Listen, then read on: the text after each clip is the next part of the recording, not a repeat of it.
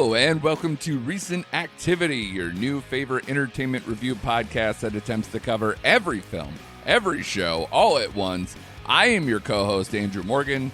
With me, as always, is a man who likes his fungus humongous, Mr. Shane Beauregard. How are you, sir?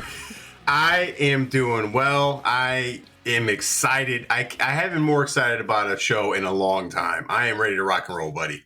Yeah, dude, you are overhyped. I think these three are going to just I'm surprised if you're wearing pants. If you are, you haven't stood up. Thank you for doing that. 'Cause I'm enjoying the video of you full Daredevil mask again, doing it for the fans, doing it for the people. We will get to Daredevil Born Again's finale, as we spoke about last week, which was like, wait, what? It's the finale? So right. That was nice. And definitely they went for it. Whether you like it or not, they definitely went for it. But we're going to go and cover two other things that were huge in the culture, huge in our lives. We are going to cover the latest Ryan Coogler movie, Sinners, starring Michael B. Jordan, which won the weekend with a big domestic opening. Not so much international, and we'll get into that too. And then we are also going to cover Last of Us, Episode 2, the stab heard around the world. So everybody who enjoyed that or didn't enjoy that, but also consumed that, I should probably say, should hang on, because we are going to talk about it, and we're going to talk about it.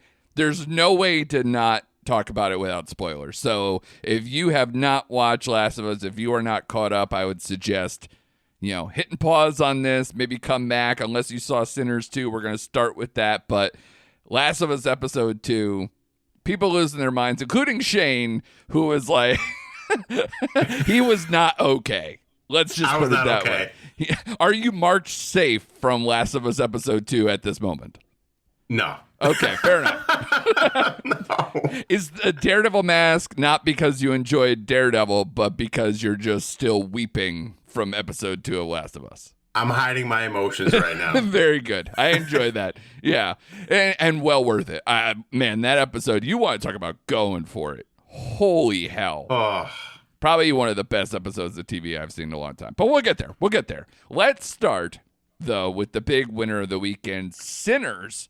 Like I said, the latest film from Ryan Coogler, who you may know, of course, from all of his franchise work, mostly. You're talking the 2 Black Panther movies, 3 Creed movies, and if you were lucky enough to see him when he first came out with Fruitvale Station, that was the last time he came out with a movie that was a non-franchise entry, and he's coming back hard with Sinners. This one made $63 million in its opening weekend, 48 of that domestically, 15 international. Great scores out the gate, an 8.2 IMDb, 84 Metascore, 98 and 97 as far as Rotten Tomatoes concerned, 4.3 Letterboxd, all big numbers across the board. I haven't seen this much glow, universal glow, in a long time. Michael B. Jordan, Haley Steinfeld, Delroy Lindo, Jack O'Connell, and introducing Miles Caton, who we'll talk about him because he is the person who is his first movie, and he might have stolen the movie at large sections from a lot of these big-time actors. So that's a huge get for him. This is produced by Ryan Coogler and his wife, Zinzi Coogler. And the one thing I noticed, we're back in business with Ludwig Göransson doing the score, but now he's also executive producer on this one too. So those guys have been together, Coogler and Göransson. They were film school friends, and they've now taken over because Göransson had won, I believe, best score for one of the Black Panther movies. I think it was the first one. The first one. And, and obviously Coogler's having an excellent career. So that is a heck of a tandem that I hope just goes on forever, like Spielberg and John Williams. This is how it has to be, right? But for anyone who doesn't know what Sinners is, one, get off your couch and just go to the damn movie. Like, you don't even need to, take our word for it, but stick around if you'd like to hear.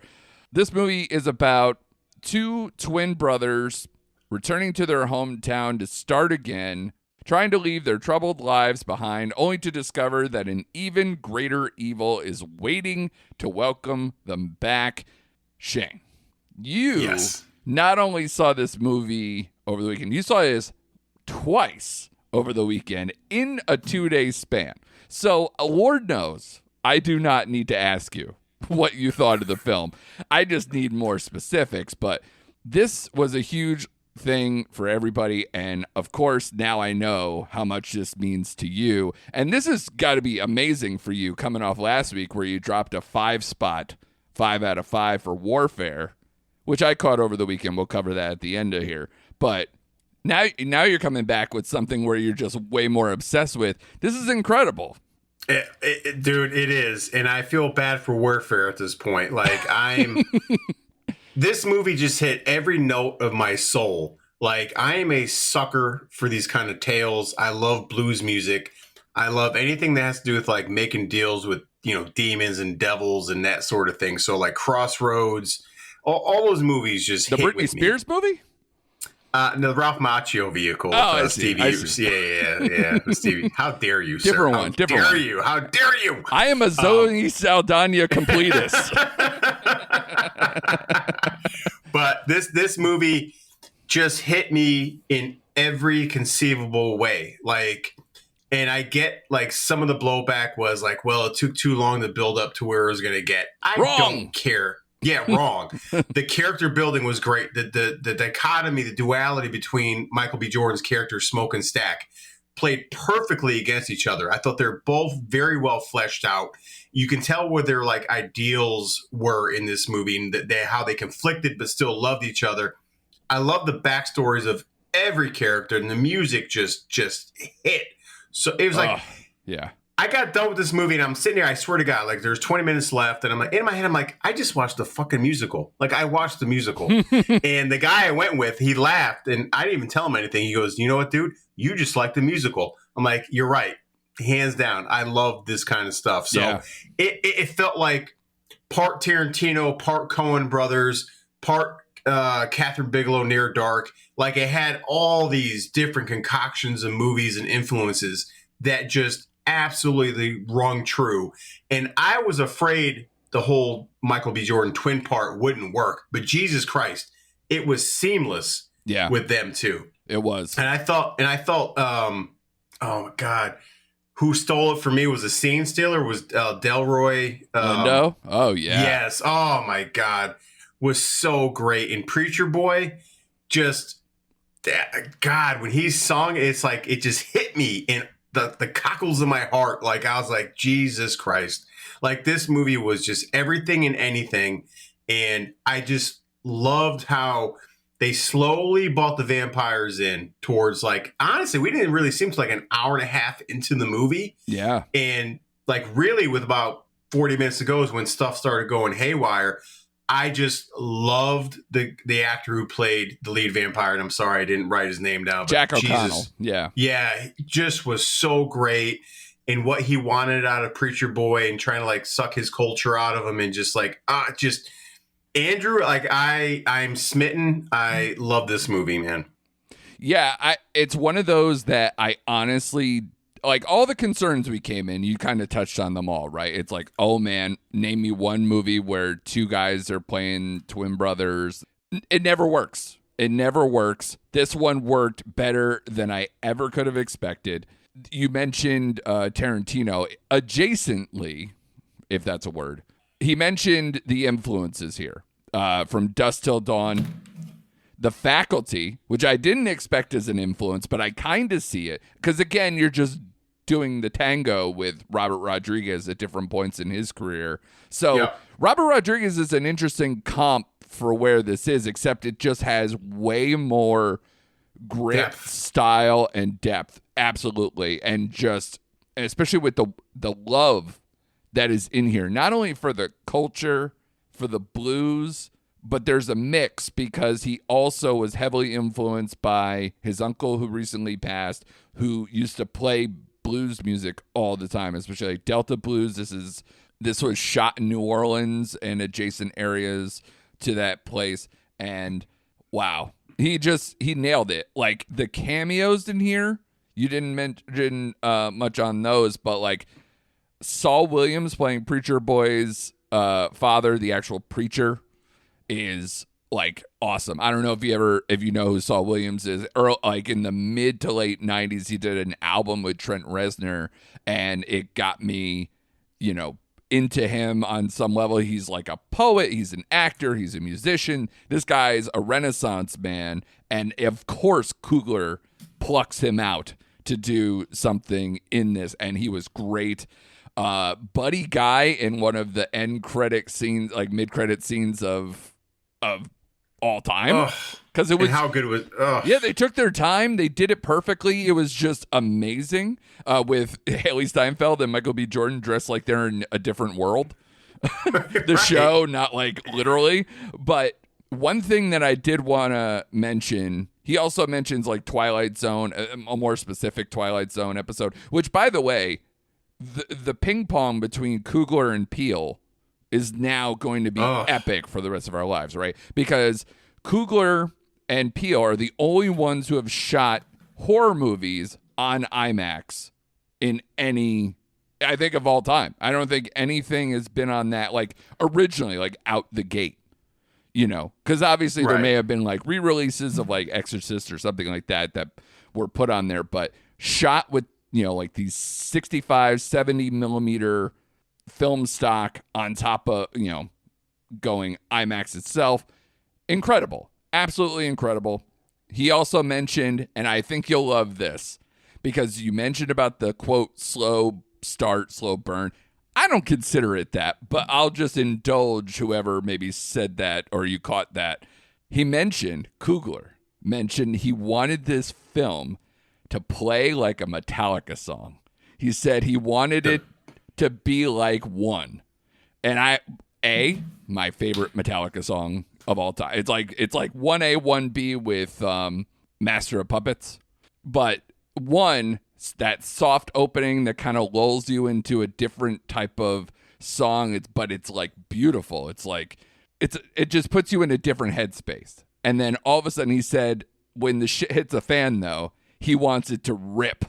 Like that double bass, loud frenetic guitar style, just kick you in the fucking face when the shit hits a fan. And I loved everything I've heard from this man. I love all these influences. He runs the gamut from being close to his heart family stuff to being zeitgeist 90s and in early 2000s influence stuff that we love, genre fair, not afraid to say it. This guy who goes from franchise stuff, he can play an Oscar fair. He is the prince who was promised, this guy. And I fucking love him for it. And everybody in here, you're right about Delroy.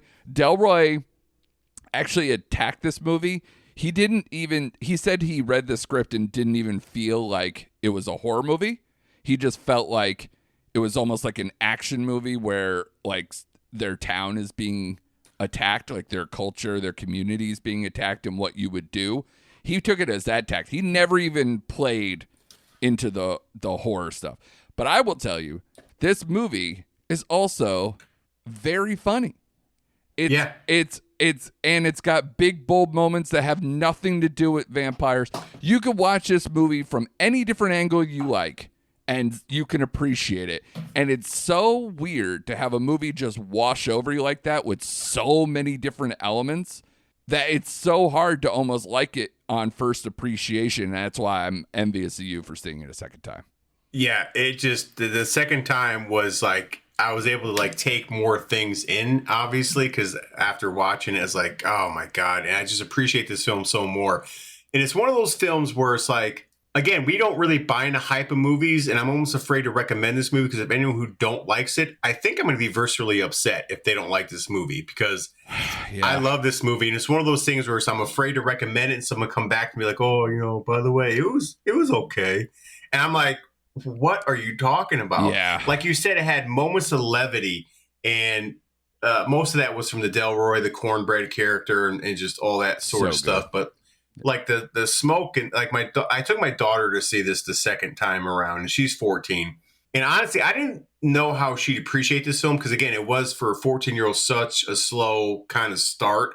Yeah. But she was into it and she loved it. And even though she did say, Dad, I wish there was more action. And I'm like, okay, I get it. You're my daughter. I get it. Yeah. But she loved Smoke. Smoke was her favorite character. She liked that half of the Smokestack twins. But like the whole thing just absolutely worked. And the backstory to these characters with, I think it was Smoke that, lost a son and his connection, and just everything just worked, man. Like it just, it's to me, it's like a perfect film. And I think I'm hoping, because this came out again in April, that this carries over to award season. Like it has to carry to award season. You know what I mean? I struggle with that. I do, because, I know they're not the same, but in some regard of like sitting here going, Dune 2, we loved it. I know, right? It's a genre fair thing. Is some Oscar snob going to be like, a vampire movie? Really? Like, I don't care. That's not my thing, or just completely go. Like, again, the horror stigma, all those things. Like, I don't want this movie to get pigeonholed, and I don't want it to get ignored. And unfortunately, I've been burned too many times, and I just don't want that to happen. Because this movie has so much depth to it. And let's speak about the post-credit scene, or whatever, the end scene. Like, you see his name, Ryan Coogler's name, come up, and you're like, all right, movie's over. And that would have been a fine ending. Sure. But like, it was a cherry on top. Yeah. That last scene with Preacher Boy sitting there after he's like 1996, I think they said. So he's in his 70s or whatever. Yeah. And when Haley Steinfeld and Michael B. Jordan come in with their, color me bad outfits and the typical 90s fare, you know what I mean? Uh-huh. Just so great. And he's like, I made a promise to my brother that I wouldn't, and the fact that he smelled them, and he was like, death is near you. It just like, and that song he sings at the end that harks back to the beginning of the movie and just ties everything up. Yeah. I'm like, Jesus Christ, man. Like, Ryan Coogler, I want him to do more of this thing. Like, get out of the franchise stuff and just do what you want to do. Almost like Jordan Peele. I'm like, just do what you want to do, man. Like, if this is what you're going to give me, for fuck's sake, just give it to me, man. Like, this is movie-going experience that I haven't witnessed in a while. And to be honest with you, this is the first movie in a long time. When I got up, there was a standing ovation for this movie. And I'm like, you know what? Well deserved. Like, seriously, everyone started clapping. They stood up, and I'm like, okay, that's well deserved. Yeah. What's interesting you said about like the Oscar stuff, a lot of those things we were saying, like, it has to last, right? It has to keep going. It has to have that momentum go all the way to the end of the year. The interesting thing about this one is that I forget when they did it, but this was originally supposed to have Mickey 17's spot. Mm-hmm. And then because Mickey 17 got pushed back, that went into there, and then this got pushed back to this slot. Honestly, like, this should have been a summer movie. Yeah. Like, and I know it's breathing on it. I get it. You're like a couple weeks away from quote unquote the summer movie season for movies anyway. Once Thunderbolts comes out, that's the unofficial, right? It's that first weekend of May. But man, like, this would have. I know they probably didn't want it to have to rival any of those movies, like get out of Marvel's way, get out of Mission Impossible's way, get out of even probably something like John Wick universe way or whatever. I'm probably Superman's way, etc. So you don't want this to drag on to play in August.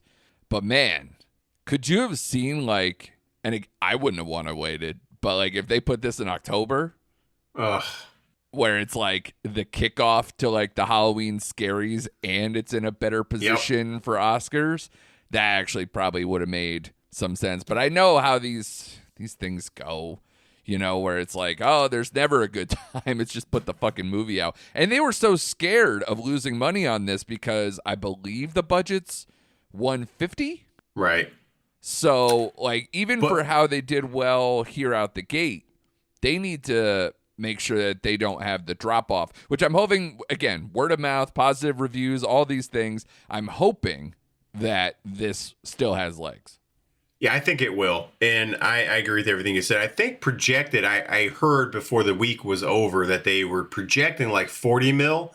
So they already went over their projection. Yeah, it went above their projection. So I'm really hoping word of mouth and just positive reviews get people in the seats. And I wouldn't be surprised if this is a movie that they kind of slowly re-release later in the year towards Halloween season. You know, because they do that from time to time. They're like, all right, we're bringing this back for so-and-so. Because this definitely would work in October, man. I would have to look at that slate to see what we're working with down that later, because sometimes the IMAX screens open up when like you're not in blockbuster summer and you're not yet in like heading towards Christmas corridor, and you might have some open spots in IMAX. They might do some special like, here it is again in IMAX only or something, or and try to get people back in on it. But the one thing that sticks with, well, there's many, and I mentioned a lot of them, but like one of the things that stuck with me with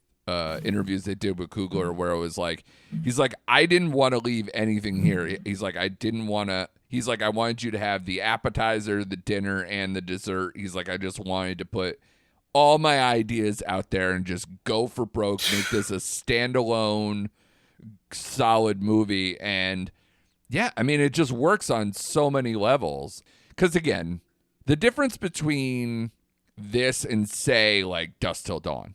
Dusk Till Dawn is like cheeky, schlocky, pulpy, that kind of stuff. This has a very small tinge of that, but not really. It's like everything is so calculated and meaningful, and that's what really, really gets to me with this one, and why it's like such a cut above.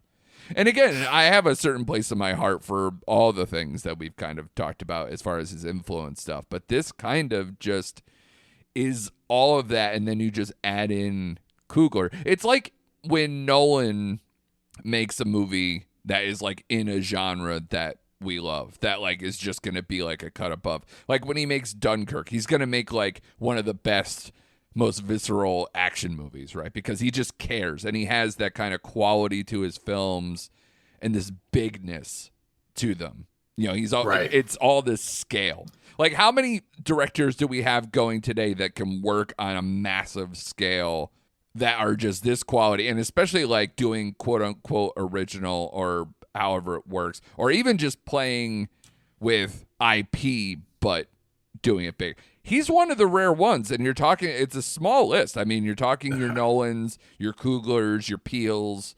I mean, probably you're going to see Greta Gerwig take a bigger bite at the apple with the Chronicles of Narnia stuff she's got coming up, which is going to air on IMAX and all that.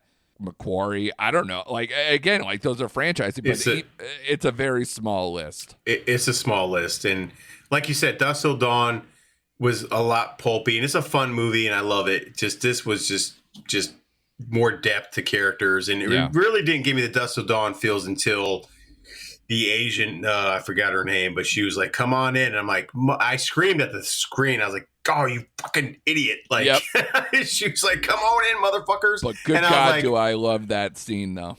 When she lets it open up and opens the floodgates, and she's immediately like bursts into flames. Yeah, and that's when it gives you the Dusk Till Dawn feels. But up until then, it was just, you can tell this was like a project of love for him, and just like a cultural tale of just being 1932's Mississippi. Yeah. And that whole Ku Klux Klan scene at the end was just, because I forgot about that aspect of the film until we got to the end. It felt slightly tacked on, but I still was riding with it hard. Right, but we got it once we thought about it. It was like, oh yeah, shit, yeah, that's right. Because they did mention it kind of throughout the movie. It was like, all right, just in case someone comes in the Klan, they just rented it to you. They're going to kill you in the morning or whatever. Like, yeah, whatever. And he's like, well, I got some unfinished business to do. And that's when because they referenced the trunk earlier in the movie. Yeah. And the second time I saw it, I was like, that's what they meant. The trunk. Yeah. His Tommy gun and shit. I was like, oh my God. It hit the second time. Yeah, because I thought it was more like not like a bootlegging thing, but like maybe he wasn't allowed to have like all that stuff, and like the juke joint thing was a little like hush hush, so I was thinking that. And then you just forget like what the trailer brought us. It's like, oh, we haven't seen like half that, and it's like, oh, and here it goes. Yeah, here it goes, and boom. So I even like that scene. Like you said, it may have been a little added on, but it felt right once you thought about it. And I was like, I'm here for it. Like whatever he wanted to throw into here, I was already in. I'm like, all right, man, just keep giving it to me. So Yeah. I can't talk more accolades about this fucking movie. Yeah, and I'll tell you, and there's so many people you can just go with, like pick one of the actors in there and just like talk glowingly about. Let's start with Michael B. Jordan, because much like Coogler, I think he kind of got buried in franchise stuff to where, and he's also trying to direct, he's doing all these things where I love that he said that he wasn't even really, he's not a horror fan. Like he doesn't like horror movies, even just like as an enjoyment. He said he likes them more now that he's participated in this or whatever. But his tact was not to go like he's in a horror movie. And I think when you hear that from Delroy, you heard it from Michael B. Jordan, it's almost like, and this is going to sound really dumb, so buckle up. It's like how great Leslie Nielsen is in comedies when he's like that straight lace, like he's so into it and so dramatic. Like when he's in, Airplane and you're like, Right. it's only funny because he takes it so goddamn seriously. So it almost switch stances the genre or enhances the genre because he's not playing to genre. He's not hamming it up.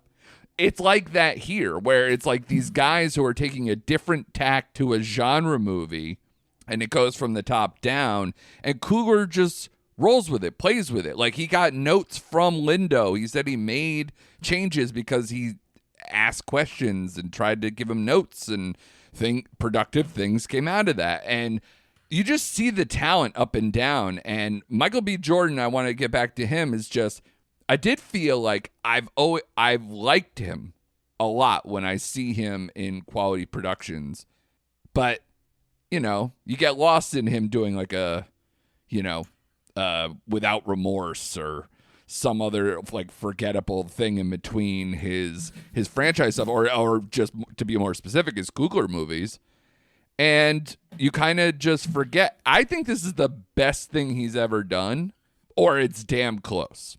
Yeah, no, I agree. It's the best thing he's done. Like I love him in Creed and like the other Coogler projects, but like this one, for him to play both sides of like that coin, like he played the heads and the tails of himself pretty much with his brother. And I thought that just played perfectly. And he was great, man. Like I said, you identify with kind of like both their ideologies with Smoke and Stack in this, where Smoke was more the emotional, kind of thoughtful, and Stack was just all about the business and how much money were you making, like, and just the capitalism of everything, where they definitely played both sides of it. And he played it like I said, perfectly. Because again, this stuff doesn't really work when they do twin stuff. And he just like, you felt they were different characters. And I heard this from two people I saw the movie with. Is like, I thought they were different people at certain points. I'm like, yeah, right, like that's the point. Like I had to look it up, and make sure he was playing both parts. And I'm like, yeah, I mean, it's that's not deep fake, people. Yeah, it's not deep fake. Yeah. Even the fight scene with them at the end, that was like seamless. Like that, you couldn't tell CGI or green screened or whatever. And sure, like it just was seamless, man. Like it was just, it just was so good. And he was great. Yeah. He was great. So that's why I'm hoping this kind of carries over a little bit, where he gets a little more shine. Because like you said, we're both fans of his. I enjoy him, but he's never been in anything like this. And I don't think he shined as much ever. And he was great in Creed. Don't get me wrong. Like Creed knocked it out of the park. Absolutely. This was just a different level for him. And I want to see more, man. I just want to. And again, we love those movies, but there is more meat on the bones with this particular character, this particular movie.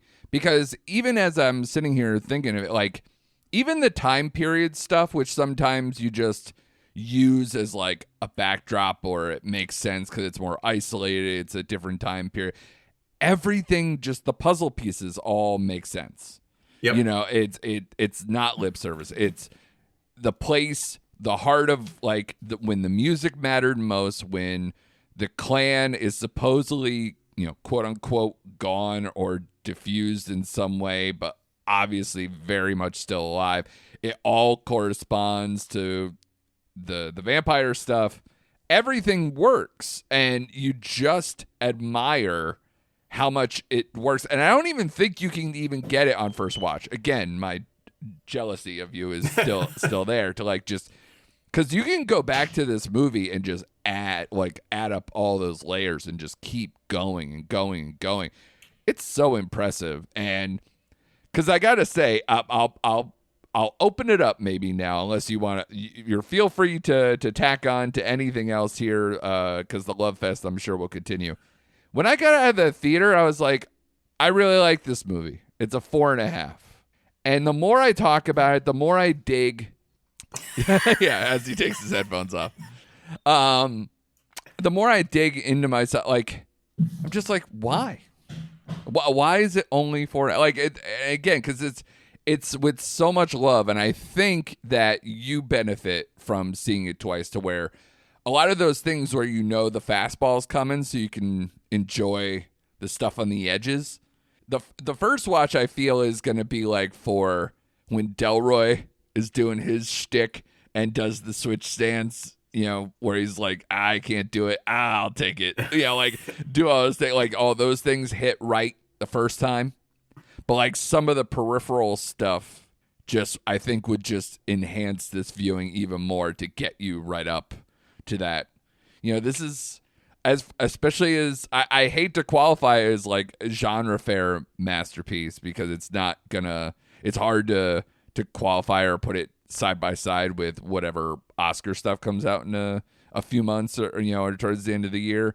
But I can't see where this isn't our Dune 2 from last year, now this year. But it just seems to be, I don't know, as good or even better. Like it'd be so hard if I'm trying to like say stack up, and we might have this conversation at some point of like best movies of the 2020s. It's tough. Yeah. No, I hear you. 4.5, huh? No, I said that was my initial gut thing. You know what? There was just a piece that was like a 5. I know usually when it's like the movie's over and I'm like, I felt everything. I felt alive, like I just didn't have that like little bit of gear. So I was like, okay. And then like the extra, the mid credit scene plays and you're like, oh man, fucking dude pulled out Buddy Guy and like, dressing like De La Soul. I mean, what's going on? Well, to be honest, it is that, and it is a different world. I had all these things going in my head, but then somebody, you talk to people or you read stuff, and they're like, "No, it's Radio Raheem, you idiot!" And it's like, "Oh yeah, it is Radio Raheem." So even better. But you got to admit, Haley Steinfeld is kind of more a different world, like or absolutely. Like Janet Jackson Control. Control. That right? Yeah, a little bit of that area. Rhythm Nation ish. Yep. We're all talking early 90s. Yep. Yeah. Little Paul Abdul. Like there's something about that black and white offset with the big hair with the like curls. The loop earrings and all that kind of stuff. Yeah. It's got all that working for me. But I was like, these motherfuckers just dropped Buddy Guy after having Saul Williams in this movie. I was like, this guy, he is the culture right now. So it's so hard to be like, would you say that this is Coogler's best movie?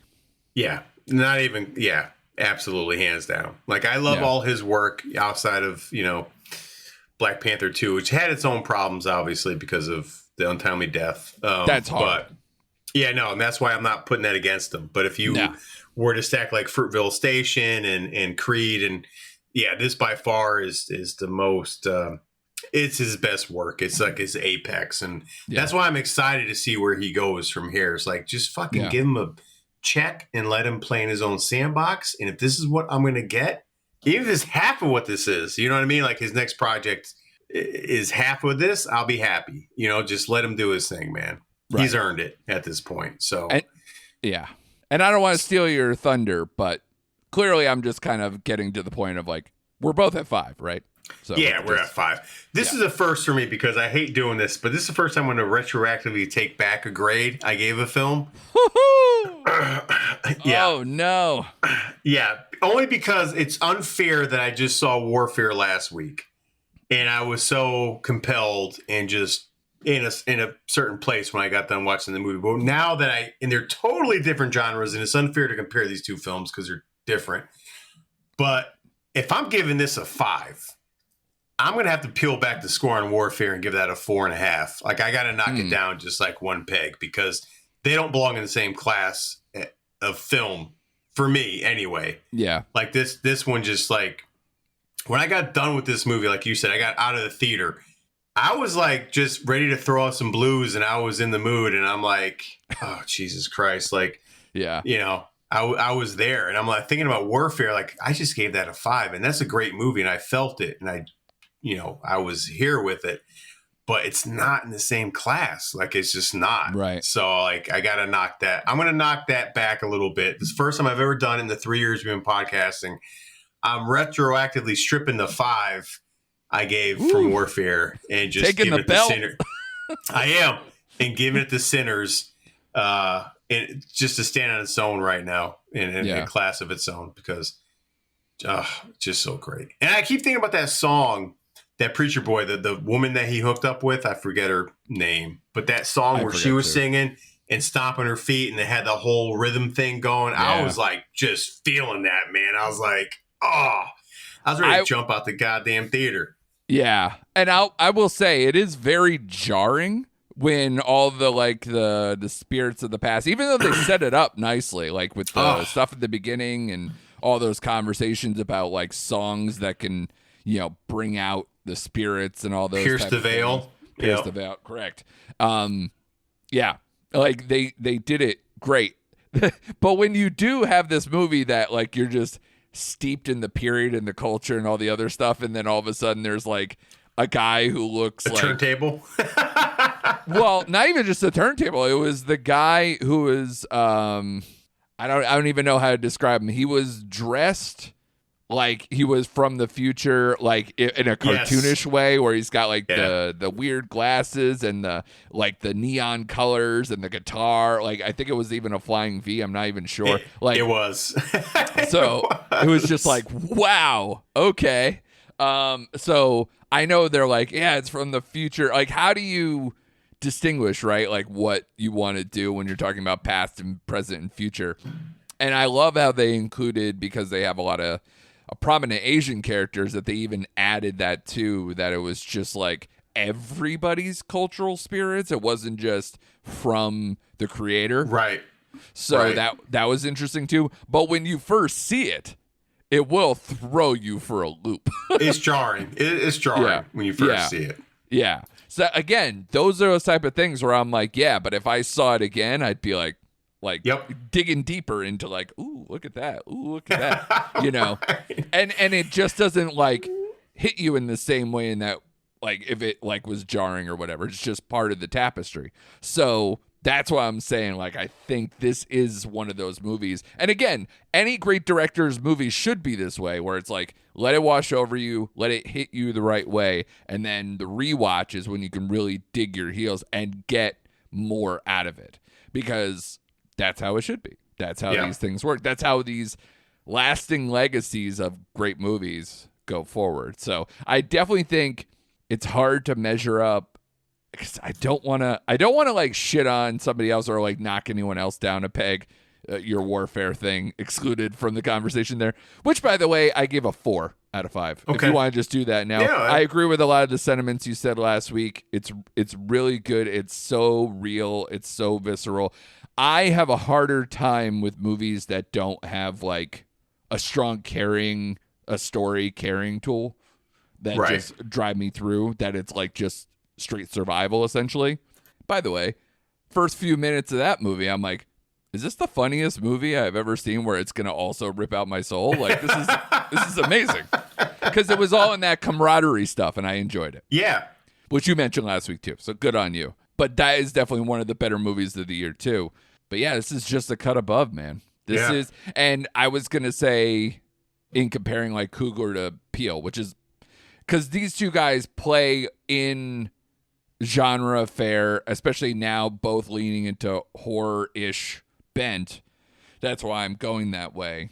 I mean, I enjoyed this better than Nope. I enjoyed this probably better than Get Out. Better than Get Out, because the ending of that one wasn't as satisfying to me as like the ending of how this one wraps up and builds. But I will say, like, I'm not as high on maybe some of those, even in early scores, not even just now, but like, I'm not trying to do that. But it'd be hard. I really liked Us, but even then, Us, like, the ending is a little squirrely. So, like, I think in the way that I hope, because Coogler, I hope from this gets more bites at the apple with like a serious budget and more original stuff. I hope that Peele hasn't hit his best movie yet either. Right. Because I think it's so hard to be like, oh yeah, no, the first few movies you're going to have right out the gate are going to be the best things you've ever done. That's so much pressure. These guys, which by the way, I think somebody pulled out this stat. Coogler, Peele, there's maybe a couple others that qualify for like have made, I think it's like 4 or 5 films or more before the age of 40. Oh, wow. Okay. Like in this current era, like who are active. There's not many. Okay. I mean, Spielberg did, Scorsese did, but that was a different time when that was like that. I forgot what age they technically call it, but like that late 60s into the 70s and maybe even to the mid 80s, there was like that boom, that like golden age, of directors that just they let people, run with it, because again, they weren't mired in franchise hell and being scared of losing money everywhere. Because movies were in a different place in the culture. They were way bigger. And then once you hit 70, like mid 70s, where you're talking, the Jaws invention of the blockbuster and that kind of movie, and Star Wars, and then also getting guys like Scorsese and Coppola and everything else working in the background there too. I mean, shit, can't get much better. But that set a trajectory, and those type of movies were part of Hollywood. Now it's just a different, this is such a unicorn, right? But in a way, Peele and Coogler have kind of cracked the code, and in a way Gerwig too, to kind of be like, and Nolan, I guess too, because he's a little older. This is that new wave where people know how to work with genres that work at the box office, but also getting what they need, they want, and can put meaningful things into big time blockbuster movies. And you probably haven't seen that on the regular since Spielberg was in his heyday. Yeah, totally agree, especially with Peele right now, because I think his body work is more to what you're saying, because Coogler did the, Creed stuff and whatnot, but Jordan with Nope and Us and Get Out, he definitely has a sense of his, like, what he wants to get out in his films, and he has a knack and the formula down for it, and he's original with what he's doing. So, yeah, I'm just agree with you there, and I'm excited. Like you said earlier in this episode, I want those two guys to start volleying back and forth. Like, all right, here's what I did. Like, do one better. I would love to see that. Like, let's go. I'm all for it. Yeah, it's kind of like when, like, say Tarantino and Fincher were kind of volleying, going back and forth. Those were my guys, and they still are my guys. And now with the crossover of the Once Upon a Time in Hollywood universe sequel, right? It's like my brain doesn't even know how to comprehend it. That's insane. But yeah, this is what I want, and so everybody needs to support this movie. I don't even care if you've never seen a horror movie or a vampire movie or a period piece or what. I don't give a shit. If it's not your jam, go anyway. Just buy a ticket for me, please. Like, do anything to where it tax on to the dollars, because I need this. I don't want an out for these studios to be like, well, it didn't hit the right multiplier. Fuck you. Please do not do that. And this is not, even though we liked aspects of it, this is not Mickey 17, where like you tried something, it worked okay and it didn't make its money, okay. Those are like, okay, you took a swing with a prominent director, great. This is different. Yeah. This is everything you should want right now, and you should encourage this. Yes, agree. Go to the movies, see this film. This is a film and a movie. It works both ways.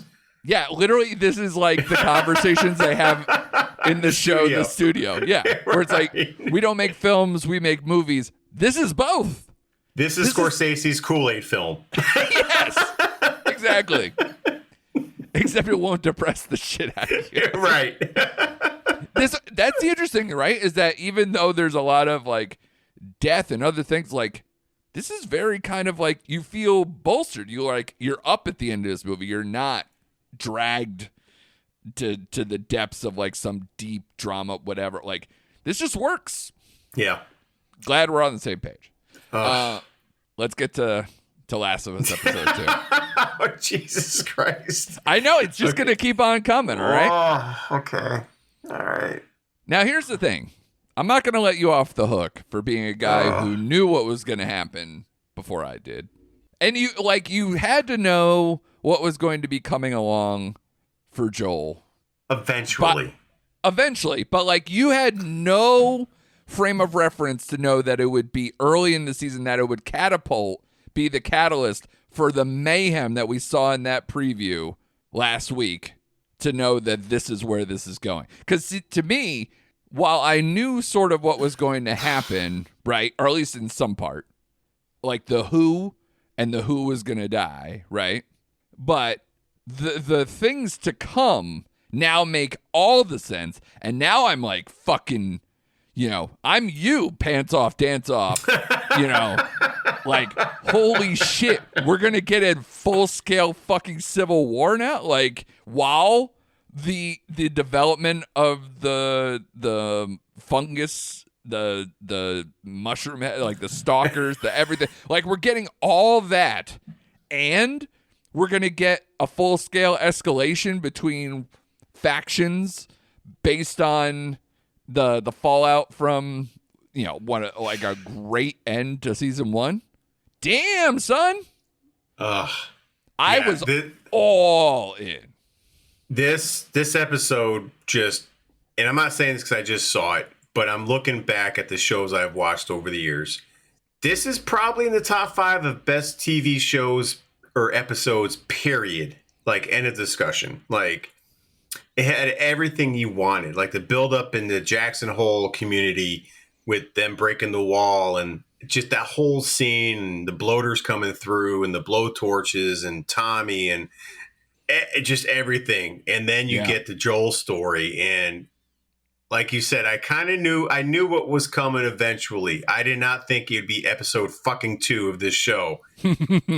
And I'm like, all right, maybe they're going to do this differently. Maybe they're going to play it out differently. Maybe they'll stretch this for another episode or 2. Right. Nope, did not. And I'm like, mother effers, man. Like that whole scene with Abby and Joel, and that whole, I'm like, and part of me was like, just let him talk and let him explain like what happened. But you never got that. It was like, and honestly, I don't think he even thought he deserved it. That's why he was just like, get it over with. Shut up. Save your talk and just get it over with now, Yeah. And her whole thing is like, well, you don't deserve that or whatever. And it ripped my freaking heart out watching that scene, man, especially when Ellie comes in at the end. Yeah. And I don't know if you saw the video game clip and how that like whole scene transpired in the video game. I haven't seen it side by side. No. It was pretty spot on. Like it was like just like the video game. It was pretty spot on, and I'm like, Jesus Christ! But for it to happen in episode 2, I was expecting this in episode 4 or 5, not episode 2. And I'm just like, but like you said, I got done with this, and I'm like, okay, let's go. Like, let's go. My pants, like you said, pants are off. Let's go. The whole thing, the only thing they switched up, and I'll tell this for people who haven't played the video game, the only thing they changed in this scene was it wasn't Dina with Joel. It was Tommy was with Joel when that whole thing went, when that whole thing went down. It was Joel and Tommy in the room when Abby did what she did to Joel. That is more impactful. They did switch that up a little bit. So now Tommy's still left, and the last scene is them dragging his body back to camp, and we get to see the fallout from all that. And it's like, oh my God, can we just go? But the depth of that episode was one of the best things I've ever watched on television before. Like, it was just epic in every single way. Yeah, you get lost in the moment a little bit because you're thinking, oh, well, Joel just saved her. Maybe they're going to change it from the video game. Maybe they're going to... I did have that thought, actually. But then once they separated, I was like, it's over. Yep. I'm like, all right, he saved her. They had some kind of thing. And he even mentioned, he goes, I just saved your life, you know? Yeah. And I was like, oh, shit. It's not going to go the way I want it to go. So buckle up, buddy. Get your tissue box out. Which is why I didn't know whether it was going to happen that episode. Right. Because I thought maybe they would infiltrate Jackson Hole. Right. Go back with them and then do it in Jackson Hole. But, not to be. Right. That's exactly what I thought, too. I was like, we're going to see them in Jackson Hole, but I guess not. Well, for that scene anyway. Yeah. But I just want to say, because I think we're it's not burying the lead, but I will tell you, the Helm's Deep on steroids level of fucking Jackson Hole's Last Stand going against that horde.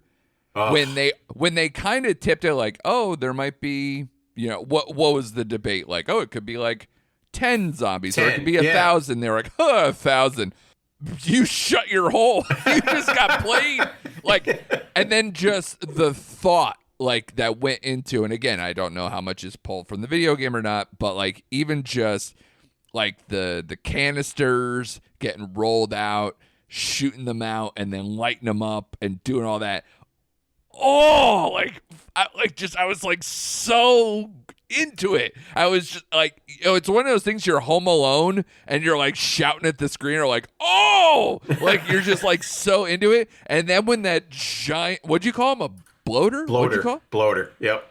When that comes in, it's just like a whole new level. I was like, God damn, what is this giant stalk of broccoli fucking walking my way?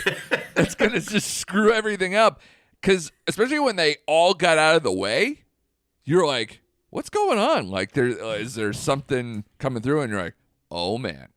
Yep. Because, again, this is the beauty of the I didn't play the video game part. When you just get surprised by some of these elements where you're like, damn. By the way, are we going to have the last week thing? I almost want to look it up now in real time.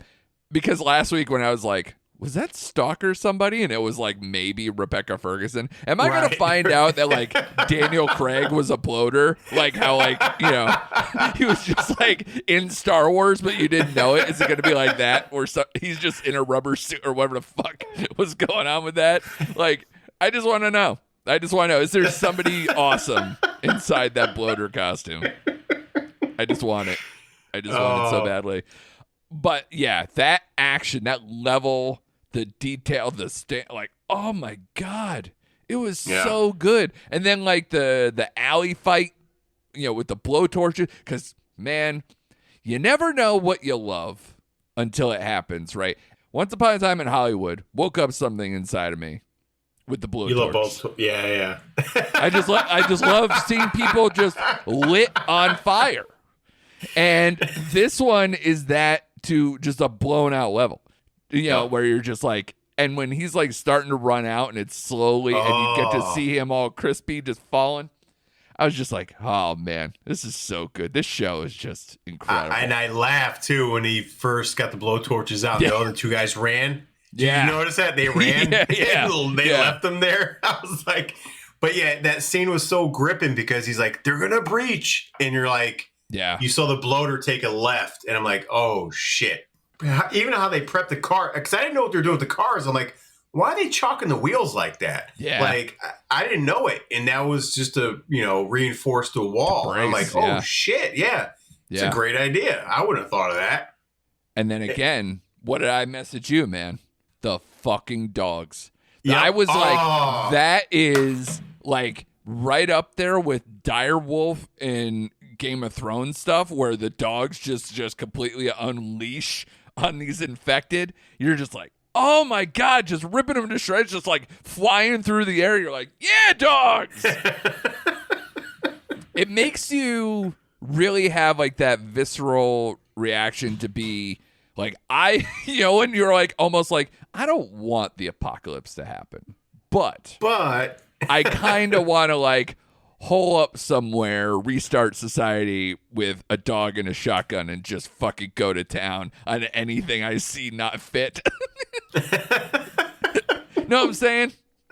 I hear you. Just like I forgot who said it, but like, people who are in war sometimes, or, almost like a guy like Bullseye. We'll get to that in a minute, but where it's like, he's just, he has a purpose for who he probably killed at some point in his life, being either military or police or whatever. FBI, I think it was, right? Yep. Something. Yep. But then it's like, then it's the apocalypse, and you're just like, man, I could just shoot whoever the fuck I want. And it's like, oh, you were just a psycho. This is great, and you're on our side. Oh, thank God. Yeah. The first 2 episodes of this season so far, I don't know where they go from here. Like, it's almost unfair because it's like I feel like they're going to let us down in the next. It's almost like those Game of Thrones episodes where you get to battle. And like, the next 3 episodes are just going to be like slowly paced and just burning. And because they got to fill time. Yeah. They got to fill time. And I'm kind of like, where do we go from here? Because it was such an epic fucking episode. And I'm like, golly, HBO, you're killing it right now. All right. Well, I have 2 things then. Number 1, I want to take out all the even half-hearted kind of funny shout-outs to Danny Ramirez that I had last week. I want to take them all back because he's a prick in this, and I just want to kill him. Yes. And he will die, I hope. A horrible death. Yeah. And then what did you think about the thing for next week? Because even the peek around the corner seems to be like they're not slowing up. They're not slowing down, right? There might be kind of this reset episode a little bit for 3, but I can't imagine by the time we get to 4 that they're not like on their way to the Northwest to fuck some people up. Right. I agree with you there. I think they'll reset just a little bit, and then Ellie will go on her revenge tour. Yeah. And like you said, make their way to the great city of Seattle, right? Yeah. And just go from there. I just can't wait for it, man. Golly. Yeah. But I'm going to miss Pedro Pascal, man. Like, I'm just like, it's funny with him as an actor, just coincidentally, he's had like the 2 deaths in 2 different series that just cut me almost like the most I've ever seen. Between his death in Game of Thrones was so unexpected. You like that character. He had depth, and all of a sudden, boom, gone. Yeah. This one, I was like, I'm vibing with even Sad Joel. I'm vibing with Sad Joel. I'm like, all right, he's gonna have his moment with Ellie where they kind of reconnect. Nope. Yeah. Nope. Yeah, it's the hard part, especially when you're like a dad and you're kind of getting there. That's the only, I guess. While this episode is amazing, it's almost hard to be like, man, couldn't this been episode 3? Like, give me a little something extra on there, but. I think they just wanted that element of surprise because the internet ruined this for me from the jump. Like, as soon as Caitlin Dever was casted, they were like, oh, people are going to hate her. I'm like, well, why? Like, she's a great actor. Oh, I get it. Like, I was just, you just fucking know. internet. Like, yeah, I know. They just can't help themselves. And I get it. Everybody wants to be first, or like, I know shit. Like the book readers when a book gets made into a movie, and now it's video games. It's where I get the mentality, but keep it to yourself, dick. Yeah. Why you gotta retweet? Why you gotta re-quote tweet shit? Stop it. I hear you. But I'm so in. Yeah. I'm so in, and it's a great time to be watching television right now. So yeah. Thank you, HBO. Yeah. That's all I'm gonna say. Excellent stuff. Have you gotten I don't want to get too far in the weeds, but did they have the finale for Gemstones yet? Or they No. Last night was episode 7, so they're getting to it. Okay. And by the way, it's been great. I don't know if we're gonna cover it next week or not, but Dope Thief season finale this week too. Yep. And that last episode was so good. So good. Yep. So this weekend I was just like blown away by television, obviously Sinners too. So it's like woohoo and Warfare. Yeah. So yeah, I just had like a heavy hitter weekend. Yeah, it's great. It's a great time right now. Like, I got no complaints. Like you said, Yeah. Sinners, Warfare, Dope Thief, Your Friends and Neighbors. Like, I'm like, just TV, just all of a sudden TV's just hitting us left and right with everything. I'm like, all right, man. And the studio is that little like half-hour comedy gem to break things up. Yep. Yeah, a lot of good stuff out there. And we're heading right into more stuff in May. I'm sorry, I'm gonna kind of like casually, Euro step around Accountant 2 for next week for now. Yeah. That's your territory until I get back in there. So I'm with you. But May is when we start to, obviously get that summer package in there. So Yep. are you grabbing something?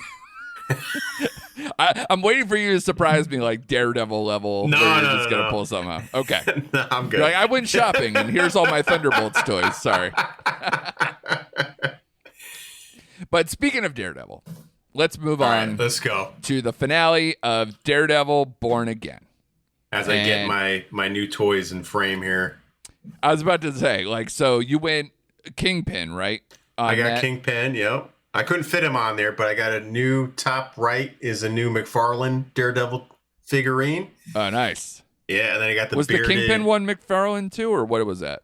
No, that was not McFarlane. That was another company that makes those. So I'm gonna have to get a bigger shelf for that one. But anyway, got my new Funko bearded Daredevil up there, and I got the McFarlane Daredevil up there. So I'm ready to go. Very nice, man. You are the man in the mask. You are the person who's been applauding this show. I'm just going to put this part out there, and I think we can have like a pretty good conversation about this.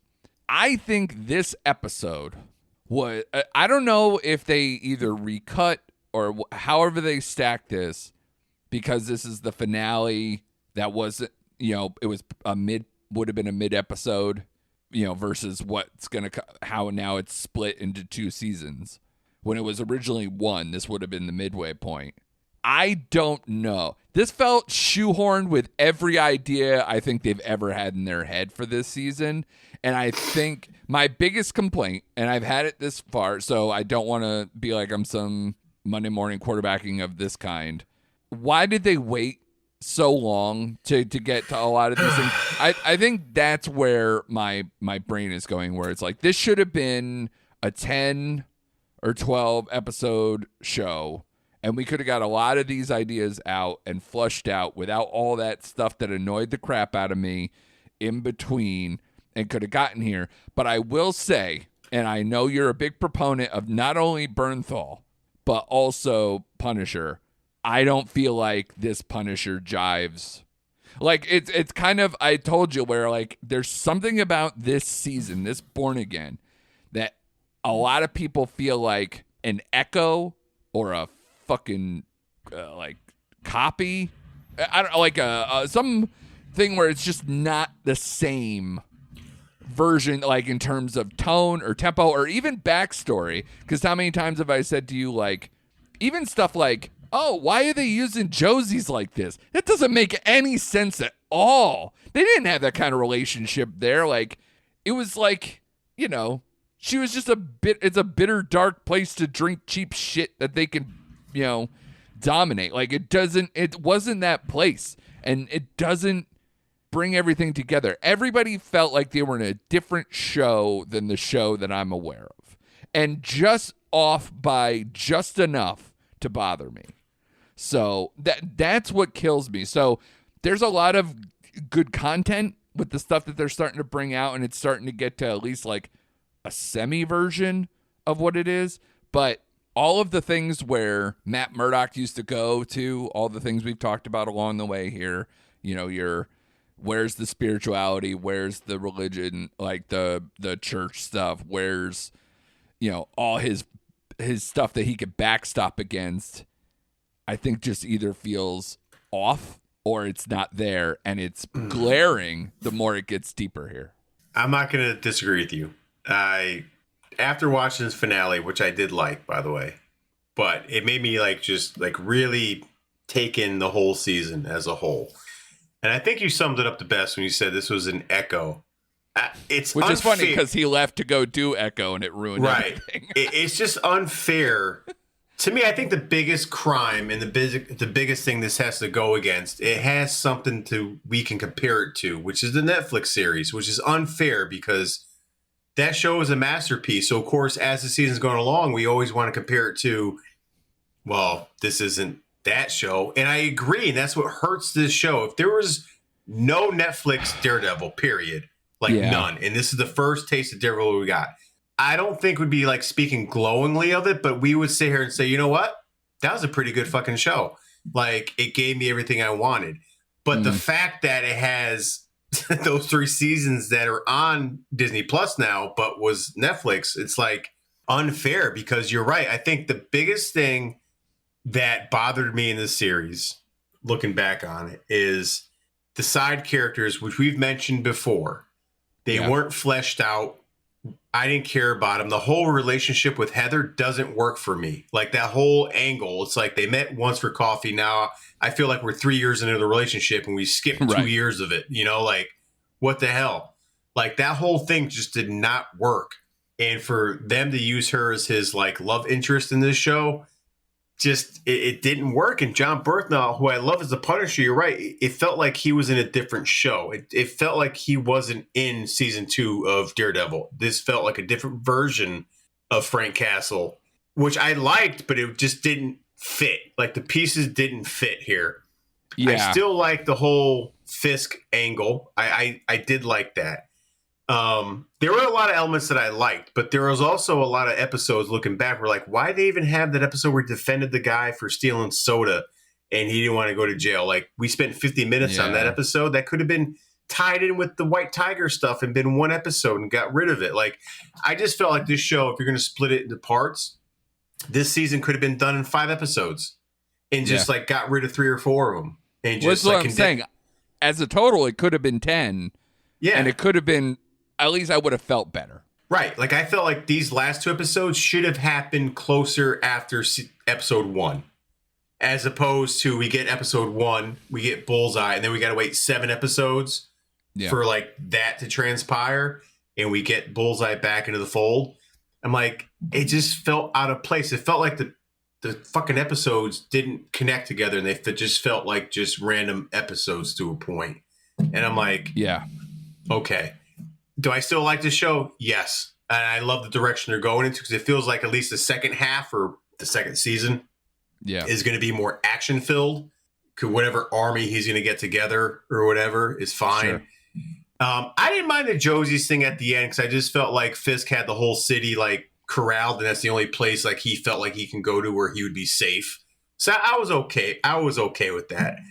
Him walking out at the end though with everyone in the bar was like, okay. It looked very weird when that last shot of like through the window where he's like barely moving, and I'm like, is this a moving shot? Like, because he's just kind of standing there looking like, I don't even know. He's just kind of staring off in the distance. It looks weird. This episode did make me miss Karen even more because I felt like that's what was missing throughout the entire season is his connection with Karen. And they kind of fumbled that too because they made it about Frank and then like they gave you a false sense of like what's going on with her and Frank behind the scenes, like what's up with, and he even mentions why you talking to Frank now on the side, like what's up with that, like it just felt weird. But I still miss her character in this show, and I'm like, the biggest thing though is him and Heather. I don't buy it. I don't like it. I don't like her storyline. I don't like them together. Yada yada yada. Like just let's get through with that. So let's get on to the second half, the next 7 episodes or whatever they're gonna hit us with. And it felt very almost Batman-ish too when he's talking about the dark, the whole epilogue he had when he was outside of Kingpin's compound there, and he's on the rocks all beat up, and he's like, I just feel like the dark and the light, and I couldn't escape the darkness. And I felt like I was watching Dark Knight Rises again or something. I'm like, all right. Yeah, but here's again something weird from that. He's there. He's right on top of them. And then like the next scene he's in, they're just some other random place where him and Karen are having another like heart to heart, or like maybe they were in the back of Joseph.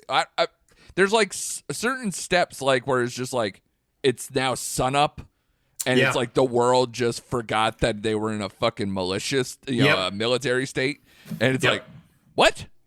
There's the whole BB story doesn't work right now. Oh God, it hasn't worked the whole time. And then Nope. for them to show like all the like, I feel so.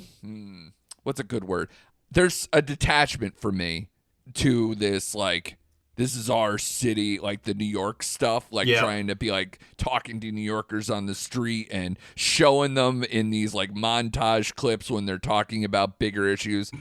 That's not this. Nope. They always kept it small. Now they're going so big, and especially to be like, there's Red Hook is a sovereign nation, like her a separate entity from New York City and the U.S. Like, wow, okay. Like it almost makes it feel like they just like found that nugget somewhere that this was tried or something and failed or somewhere else. I don't know, man. Right. Like it also irritated me that like the Frank Castle we know and love would fall into a trap like that. Like he would just willingly walk into a ambush like we knew was coming. Like, come on, man. Like that scene bothers me not only for that, but it also when it's a good idea but poorly executed. Because this whole season has been wanting so much. Because you've probably seen these people around, where it's like the Punisher logo has been kind of co-opted in a different way that upsets people who love the comic and love Frank Castle in a different way. And, it's like it's almost become this police thing, especially. I don't know. Yeah. It's a weird different symbolization in that part of the culture.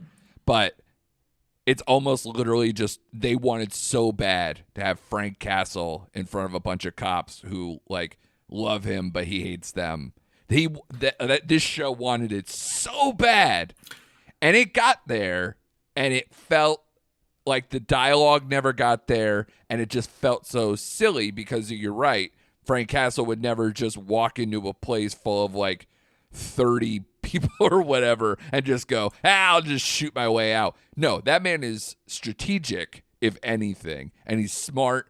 Again, remember the episodes. I say to you, how many times have I said to you, did these people even watch the Netflix show?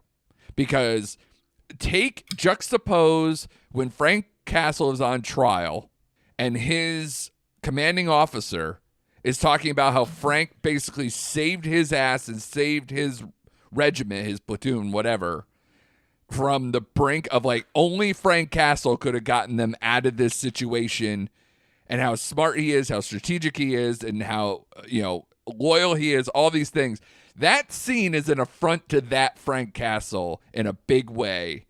So while I am not anti what they were trying to get to inevitably, I think they're so ham-fisted and so wrong-footed every step of the way with certain ones of these characters because it's not that show anymore. Yeah. They got to that storyline too quick. It's like they were hinting at it, and they should have slow played it more maybe into the second half. It's like we're getting hints of it, and all of a sudden it's like, here you go. Like this is like it just didn't feel earned, and it just didn't feel right. So yeah. It's tough, man. Like this hurts a little bit. I know. But like I liked the show overall. But in comparison to what we've had in the past, it just doesn't measure up in any conceivable way. Like it's just not. So like in the past where I'm like, I'd recommend Daredevil to people who don't even like superhero shows.